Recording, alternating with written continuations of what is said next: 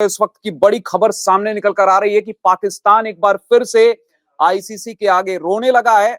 ICC से Pakistan cricket board ने शिकायत की है और शिकायत किस बात को लेकर, तो कल जो फकर जमान को आउट दिया गया थर्ड एम्पायर के द्वारा, टीवी एम्पायर के द्वारा, ऑन फील्ड डिसीजन को कहीं ना कहीं थर्ड एम्पायर को रेफर किया गया था।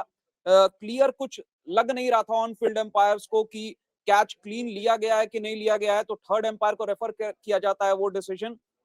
और ऐसे में थर्ड एम्पायर को कोई कंक्लूसिव एविडेंस नहीं मिलता है।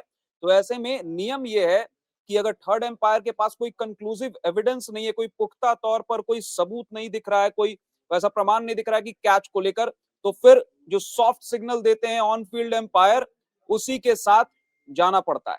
तो सॉफ्ट सिग्नल आउट का था, तो ऐसे में फकर जमान को आउट दिया गया और फकर जमान को पवेलियन जाना पड़ा। हार्दिक पांड्या की गेंद पर संजू सैमसन बतौर विकेट कीपर उन्होंने कैच पकड़ा था।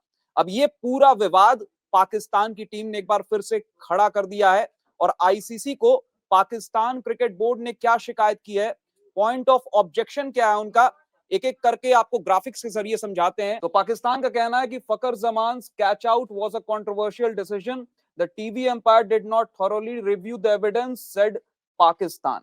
मतलब फकर जमान का जो कैच था ना, वो कैच आउट जो उन्हें दिया गया है वो कंट्रोवर्शियल है, ऐसा पाकिस्तान का कहना है। टीवी एम्पायर ने मतलब रिव्यू तरीके से नहीं किया, वो पूरे जो रिप्ले को है ना, अलग अलग फ्रेम से नहीं जांचा परखा, अलग अलग फ्रेम से नहीं देखा। बहुत सारे एंगल्स होते हैं, तो सभी एंगल से उस कैच को नहीं देखा गया और ये कहीं ना कहीं एक बड़ा आरोप लगाया है पाकिस्तान क्रिकेट बोर्ड ने, आईसीसी को शिकायत की है।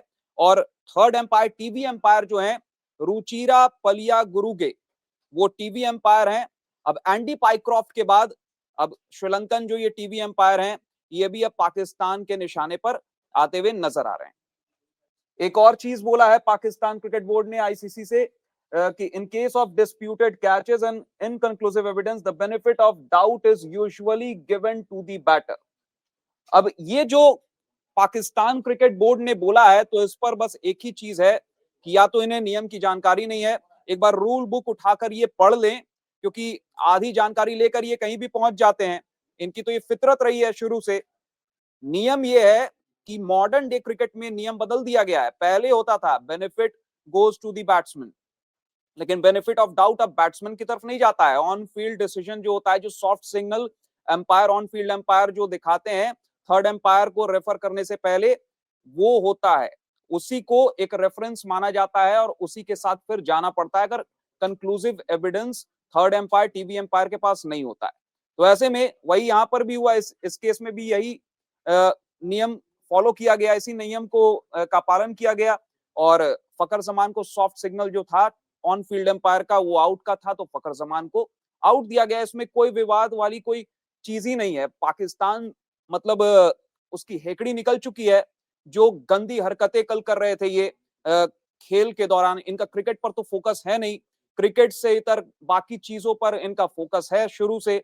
और यही उसी का नतीजा है कि पाकिस्तान बुरी तरह पिटा है, लुटा है, पिट गया है और टीम इंडिया ने एक तरफा फिर से मारा है एशिया कप में इस सीजन। और पाकिस्तान का अगर यही हाल रहा तो कोई हैरानी की बात नहीं होगी, ये टीम फाइनल में भी हो सकता है ना जाए और इंडिया किसी और टीम के खिलाफ फाइनल मुकाबला खेलते हुए नजर आए, जो संडे को फाइनल मुकाबला खेला जाना है, क्योंकि इंडिया तो फर्म फेवरेट है, फाइनल तो इंडिया खेलेगी ही खेलेगी। अब दूसरी कौन सी टीम होगी ये देखने वाली बात है।